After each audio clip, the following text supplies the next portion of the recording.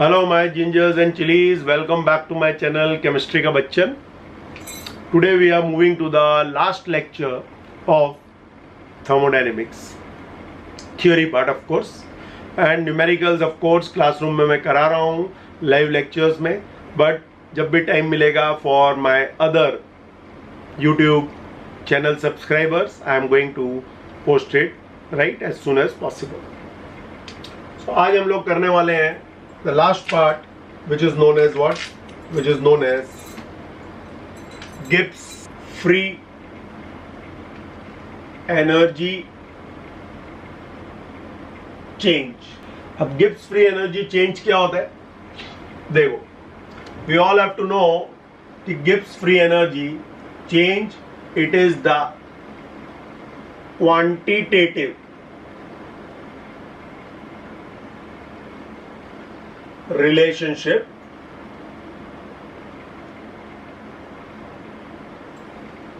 between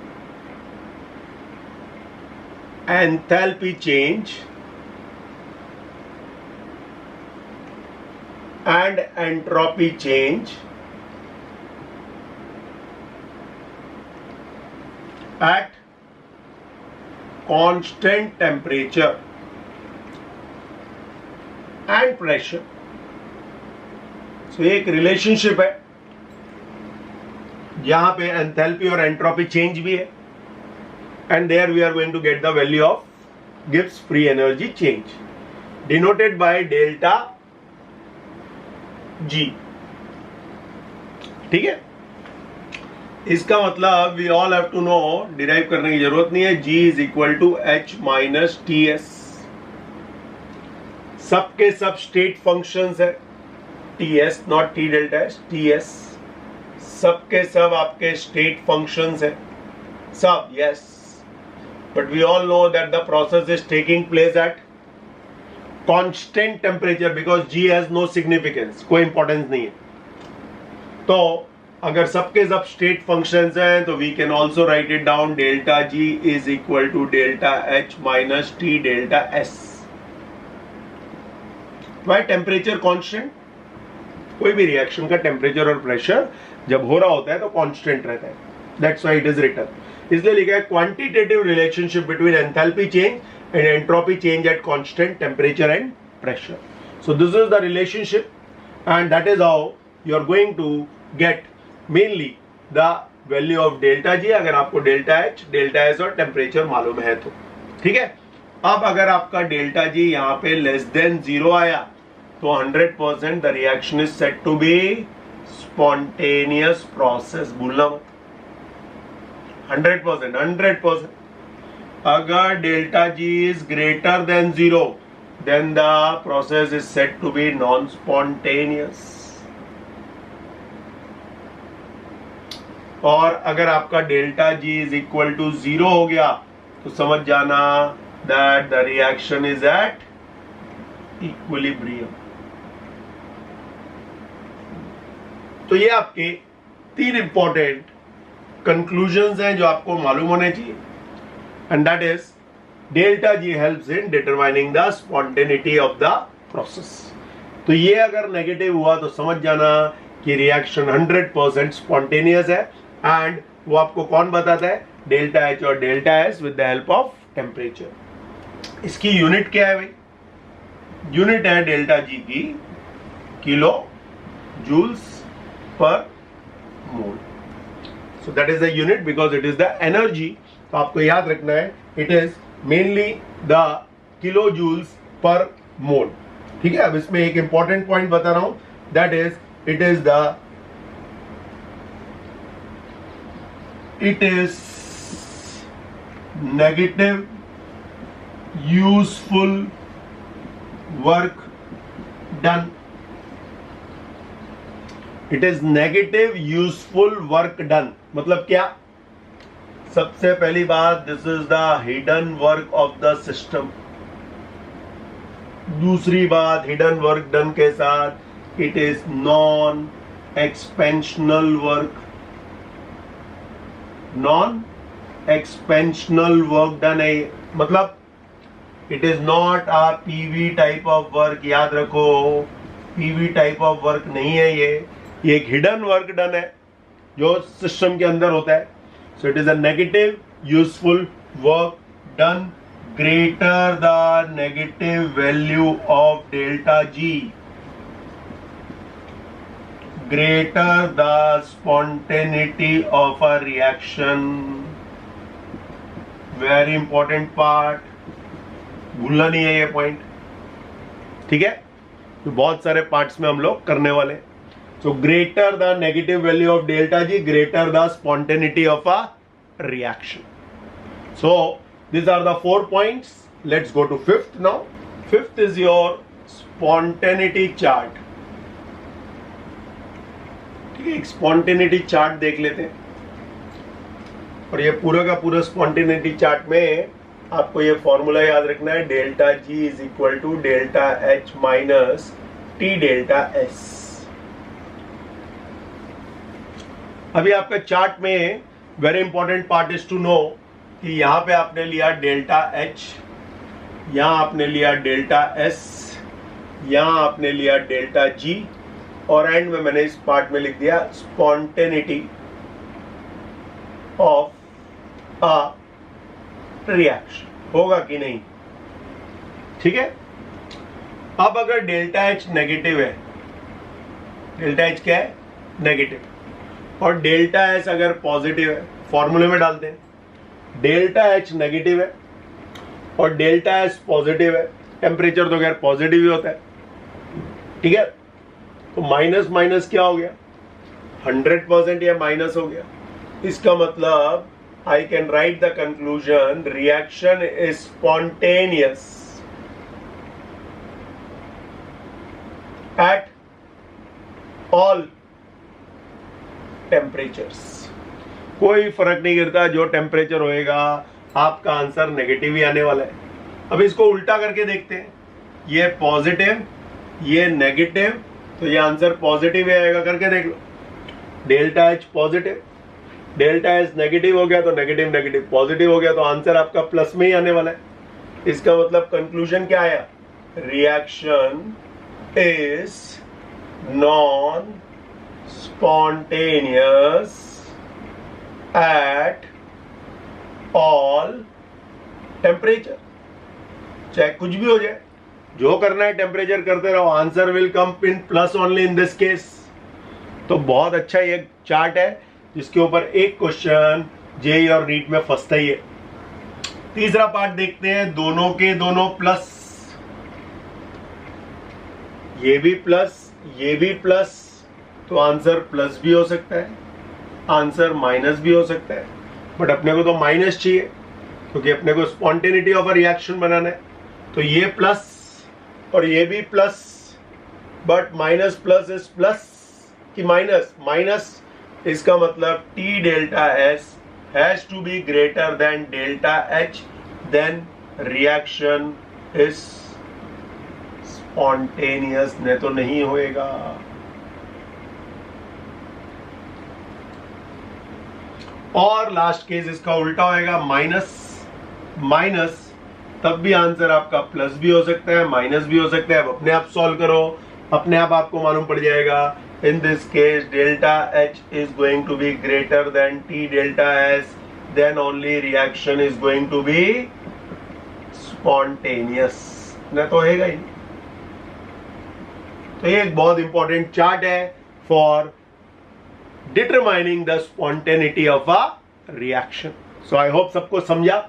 and इस chart को बार बार मैं जो चीजें बोलता हूँ ब्लड के अंदर घुल जानी चाहिए. ये भी एक इंपॉर्टेंट पार्ट है जो खाली इस चैप्टर के लिए नहीं, बहुत सारे चैप्टर्स में काम आएगी. So copy down fast, then you go for the next heading. या पॉइंट भी लिख सकते हो, अगर 5 पॉइंट हो गए तो ये 6 point, relation between delta S total and delta G. देखते हैं इन दोनों में किस तरह से रिलेशन निकलती है. ठीक है, now we have done delta S total in my last lecture. क्या होता है delta S total? Delta S total is delta S system plus delta S surroundings. बराबर है. अब अगर मेरा delta S system is delta H by T है, ठीक है, positive delta H by T है, तो डेल्टा एच सराउंडिंग तो उल्टा हो जाएगा, क्या हो जाएगा, ये हो जाएगा minus delta H by T, क्योंकि अगर ये हीट प्लस में पकड़ रहे हैं, एब्जॉर्ब कर रहे हैं, तो कंपलसरी ये इवॉल्व कर रहे हैं तो ही तो एब्जॉर्ब होगी ना, तो सिस्टम और सराउंडिंग का हर वक्त delta H is going to be opposite. तो इस वाले पार्ट को यहाँ पे ट्रांसफर करते हैं, तो क्या हो गई ऊपर की इक्वेशन, ऊपर की इक्वेशन हो गई delta H total is equal to delta H system, right, minus delta H by temperature. Temperature को मल्टीप्लाई कर दो दोनों के साथ, तो आपका टेम्परेचर डिनोमिनेटर से निकल गया, T delta H total is equal to delta S T of course system minus delta H. Chemistry में याद रखो डेल्टा एस को ही डेल्टा एस सिस्टम माना जाता है, तो या तो डेल्टा एस लिखो या सिस्टम लिखो, कोई फर्क नहीं गिरता है, ठीक है। So both of them are same, only कुछ नहीं लिखा है तो समझ जाना वो सिस्टम ही है, तो यहां से सिस्टम अब मैं निकाल रहा हूं। Change the sign, what we get, let's check. इसका साइन चेंज किया तो हो गया minus T delta S total, इसका साइन चेंज किया तो माइनस ये प्लस, तो पहले ये लिख लेते हैं, right. We know delta G is equal to delta H minus T delta S, बराबर है। तो अगर मैं इसको कंसिडर करता हूं 1, तो इसको कंसिडर करता हूं 2, तो from 1 and 2 what you are getting, minus T delta S total is equal to delta G, और T delta S total is equal to minus delta G.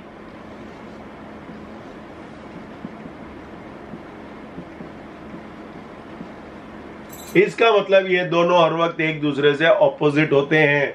अगर ये नेगेटिव है मतलब रिएक्शन स्पॉन्टेनियस है, पक्का यस।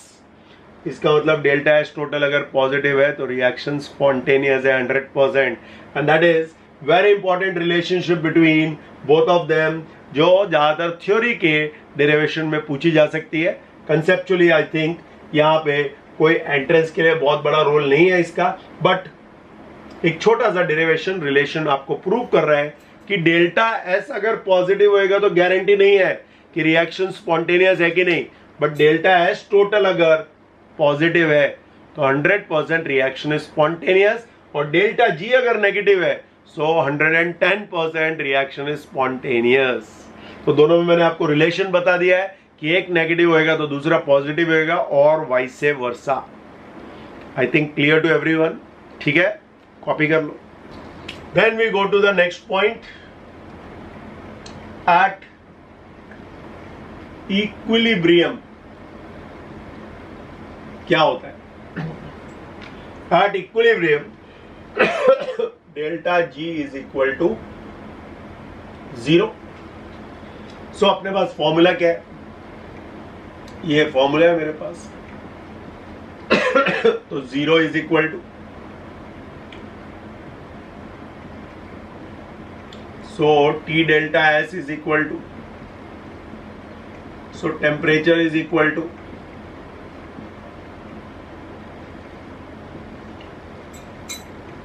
सो ये इक्विलिब्रियम पे temperature is equal to delta H by delta S. और ये जो आपका टेम्परेचर आता है, इस टेम्परेचर को ही बोलते हैं ट्रांजिशन टेम्परेचर। ये डिसाइड करता है कि आप अगर टेम्परेचर बढ़ाओगे या घटाओगे, then reaction will turn from equilibrium to spontaneous or non-spontaneous। इस टेम्परेचर का एक और भी नाम बोलते हैं इन थर्मोडायनेमिक्स क्रॉस ओवर टेम्परेचर, ठीक है। मतलब कौन से टेम्परेचर पे रिएक्शन इक्विलिब्रियम में पहुंच गया। तो अगर हम लोग एग्जांपल लेते हैं, टेम्परेचर है 500 केल्विन, आपका यहाँ पे आंसर आया 500 केल्विन। सॉल्व करने के बाद एग्जांपल लेते हैं, ठीक है। और आपका डेल्टा एच भी पॉजिटिव था और डेल्टा एस भी पॉजिटिव था। तो अब रिएक्शन स्पॉन्टेनियस कब होएगा? 500 केल्विन पे तो इक्विलिब्रियम पे, तो डेल्टा एच भी पॉजिटिव है, डेल्टा एस भी पॉजिटिव है, तो reaction is going to be spontaneous कब? जब डेल्टा जी नेगेटिव हो। तो T delta S has to be greater than delta H, क्योंकि दोनों पॉजिटिव है, तो इसका मतलब temperature has to be greater than 500 Kelvin, then only the reaction is going to be called spontaneous in nature. अगर temperature 500 Kelvin के नीचे रहेगा then reaction is said to be non-spontaneous in nature. बहुत ही अच्छा पॉइंट है, I hope सबको clear हुआ, right? Now we go to the last point of delta G, that is delta G is equal to delta G naught plus R T L N Q. Delta G क्या है सबको मालूम है, this is Gibbs free energy change. So delta G के ऊपर अगर naught लग गया तो समझ जाना standard Gibbs free energy change. R सबको मालूम है यूनिवर्सल गैस कांस्टेंट होता है, टी भी सबको मालूम है temperature in kelvin, L N is your log e and Q is new for you called reaction quotient. क्या होता है भाई रिएक्शन कोशिएंट? अगर इक्विलिब्रियम पढ़ा है तो मालूम है, और नहीं पढ़ा है तो बता देता हूं। A plus B B give C C plus D D एक रिएक्शन है जनरल, तो Q क्या हो गया? Q हो गया molar concentration of C raised to C, molar concentration of D raised to D, molar concentration of A raised to A, molar concentration of B raised to B। इसको बोलते हैं रिएक्शन कोशिएंट। आप बोलोगे सर इसको तो K बोलते हैं, K खाली इक्विलिब्रियम जब होता है तब बोलते हैं, अगर इक्विलिब्रियम नहीं होता है तो उसको क्या बोलते हैं? जब तक रिएक्शन इक्विलिब्रियम पे नहीं पहुंचता है K नहीं बोलते हैं, उसको Q बोलते हैं। And Q is equal to this is equal to K only at equilibrium, only at equilibrium दोनों इक्वल हो जाते हैं। I hope clear to everyone. So that is your reaction quotient for you, जिसको नहीं मालूम। अब at equilibrium क्या होता है? at equilibrium क्या क्या होएगा भाई? एट इक्विलिब्रियम पहली बात तो delta G is equal to 0 हो जाएगा, naught delta G naught, delta G 0 होता है। दूसरा Q will become K, yes. अगर ये दोनों में चेंज आएगा तो ऊपर का रिएक्शन क्या हो जाएगा? ये हो जाएगा 0 is equal to delta G naught plus R T L N K. इसका मतलब डेल्टा जी नॉट का फॉर्मूला क्या हो गया? Minus R T L N K. L N मतलब क्या? एल एन मतलब log to the base e is equal to 2.303 log to the base 10। तो ये हो गया मेरा answer, delta G naught is equal to minus 2.303 R T log to the base 10 के। Gases होंगी तो केपी कर देना और अदरवाइज केसी, बट के इज द बेटर आंसर। और ये आपको एक और फॉर्मूला यूज करना है in determining standard Gibbs free energy change. Standard का मतलब होता है 298 केल्विन, दिख रहा है ऊपर की नहीं दिख रहा है? Okay, 298 kelvin and 1 atmospheric pressure. तो ये स्टैंडर्ड कंडीशन। तो that is about Gibbs free energy change. जब जितनी भी चीजें थी मैंने सब कुछ कवर कर दी हैं, so please go through it again and again, अपने नोट्स बनाओ और फिर फॉर्मूले डायरेक्टली स्पून फीडिंग है, सम्स को आप डायरेक्टली भी सॉल्व कर सकते हो on the basis of formulas. Now let's go to the last part of the chapter called third law of thermodynamics. इसका दूसरा नाम है नर्न्स्ट लॉ। ठीक है, क्या बोलता है ये? द एंट्रोपी मतलब degree of randomness of a pure perfectly